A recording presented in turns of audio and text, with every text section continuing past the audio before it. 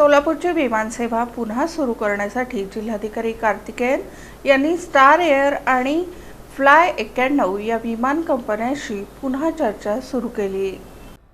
Hodgi road विमानतळावरून मुंबई आणि गोवा विमानसेवा पुन्हा सुरू व्हावी यासाठी जिल्हाधिकारी एस कार्तिकेयन यांनी स्टार एअर आणि फ्लाय 91 या कंपन्यांसोबत पुन्हा चर्चा सुरू केली आहे। होडगी रोड विमानतळावर नाईट लँडिंगच्या सुविधेची कामे सुरू करण्यात काही अडथळे आहेत।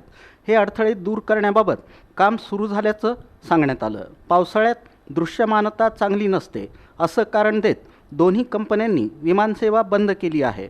विमानतळावर दृश्यमानता असावी यासाठी नाईट लँडिंगचं काम पूर्ण व्हायला हवं, त्यानंतरच ही सेवा सुरू करता येईल असं विमानतळ अधिकाऱ्यांचं म्हणणं आहे। होडगी रोड विमानतळाच्या 106 एकर जागेवर अतिक्रमण झाल्याचं एअरपोर्ट अथॉरिटीचं म्हणणं आहे। दुसरीकडं या जागेवर घरं बांधून राहिलेल्या नागरिकांनी हत्तुरे वस्ती भागातील काही जणांकडून या जागा विकत घेतल्या आहेत। सरकारी जमिनीच्या खरेदी विक्री व्यवहाराची चौकशी व्हावी अशी मागणी अनेक दिवसांपासून सुरू आहे। हा विषय आत्ताच आम्हाला समजला आहे, या प्रकरणाची चौकशी करू असं जिल्हाधिकाऱ्यांनी सांगितलं। दुसरीकडं विमान कंपन्यांनी सप्टेंबरपर्यंत सेवा बंद राहील, त्यानंतर सुरू होईल असं ट्रॅव्हल कंपन्यांना कळवलं आहे। एकूणच विमानसेवेबाबत संभ्रम निर्माण झाला आहे।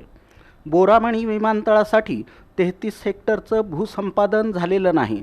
या जागेवर माळढोकचा अधिवास असल्याचं पत्र उपवनसंरक्षक कार्यालयानं दिलं आहे।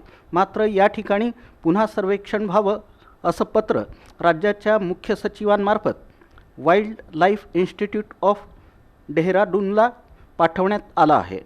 या पत्राचा पाठपुरावा करून बोरामणीच्या मार्गातील अडथळे दूर करण्याचा प्रयत्न सुरू झाल्याचं जिल्हाधिकारी एस कार्तिकेयन यांनी सांगितलं।